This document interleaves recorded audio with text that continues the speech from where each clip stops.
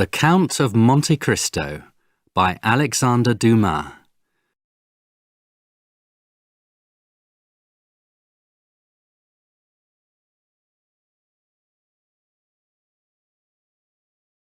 Chapter 1. The Ship Comes Home. On the 24th of February, 1815, the ship Pharaoh came into Marseille. A man on the shore jumped into a boat and went out to the ship. A young man, about 20 years old, looked over the side of the ship. He seemed to be the captain. He was the type of man who meets danger without fear. "Oh, is it you, Dantes?" cried the man in the boat. "What has happened?" "A very sad thing, Mr. Morel," replied the young man. "When our ship was near Civitavecchia, we lost our brave Captain Leclerc." He turned to his men and gave a quick order. Then he turned again to Morel. The Pharaoh was Morel's ship, and Edmond Dantes was first officer. "We will all die one day, Edmond," said Morel. "The goods?" "They are safe, Mr. Morel. Now, come on board. Here is Danglars. He does all the buying and selling. I must look after my ship." Morel climbed quickly onto the ship and met Danglars. Danglars was about 25 years old. Nobody on the Pharaoh liked him. "Well, Mr. Morel," said Danglars, "you heard about the sad death of Captain Leclerc." "Yes. He was a brave and good man." "And a good seaman. He was old and wise. A good ship's captain for Morel and Son," replied Danglars. "A young man can be a good captain too," Morel said. "Look at our friend Edmond.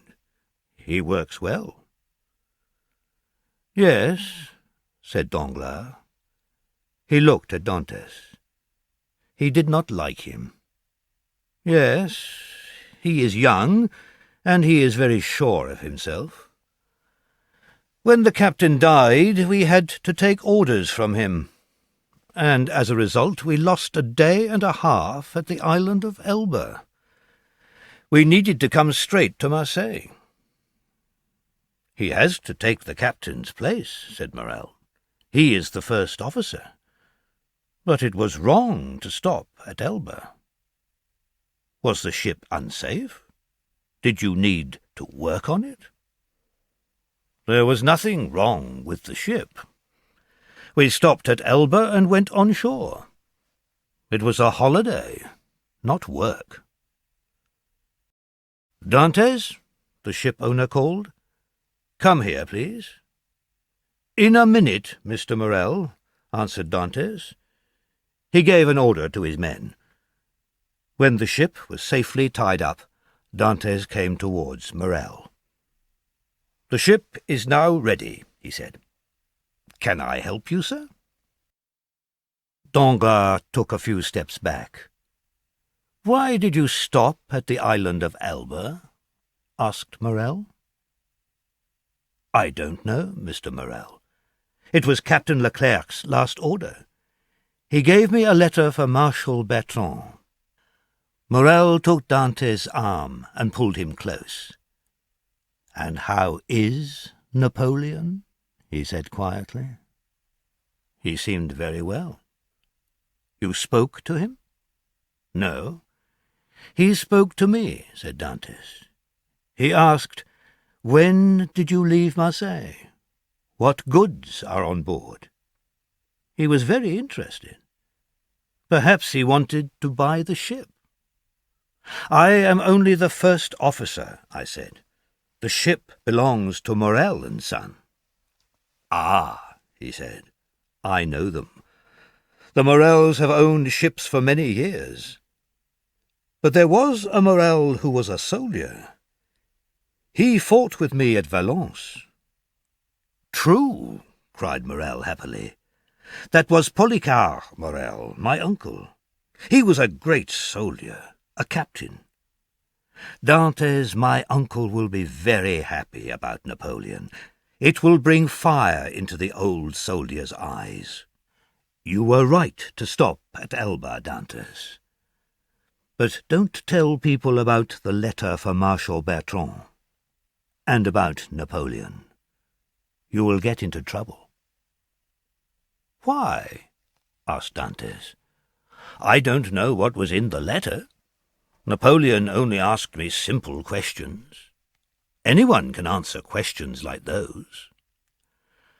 "My dear Dantes," said the owner, "are you now free?" "Yes, Mr. Morel," Dantes replied. "Can you come and have dinner with me?" "Thank you, Mr. Morel, but I must visit my father first." "Visit your father, and then come to my house." "Thank you again, Mr. Morel, but there is another person that I must see." "True, Dantes, I forgot. Of course, the beautiful Mercedes. She came to see me 3 times. She wanted news about the Pharaoh." "She has promised to marry me," the young seaman said. "My dear Edmund," said the owner, "that is very good news. Now, hurry away to see your father." "Thank you, Mr. Morel. I have a question. Can I leave the ship for 14 days? "To get married?" Morel asked. "Yes, first, and then I want to go to Paris." "Yes, of course, Dantes. But come back again in 1 month. The Pharaoh can't sail without her captain." "Without her captain?" cried Dantes. His eyes were bright, and he was very happy. "Are you really going to make me captain of the Pharaoh? Oh, Mr. Morel, I thank you for my father and for Mercedes." "Good, Edmund. Go to your father. Go and see Mercedes, and then come to see me." "Shall I take you to the shore with me?" Dantes asked.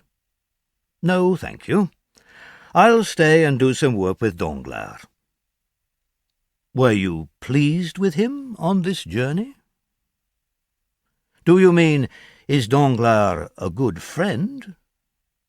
"No, we aren't friends. We disagreed one day near the island of Monte Cristo, and he doesn't like me. But he works well. I can say nothing against him." The ship owner watched Dantes until he reached the shore. Danglars stood on the ship behind Morel. He also watched the young man as he went away. But he did not look kindly at Dantes.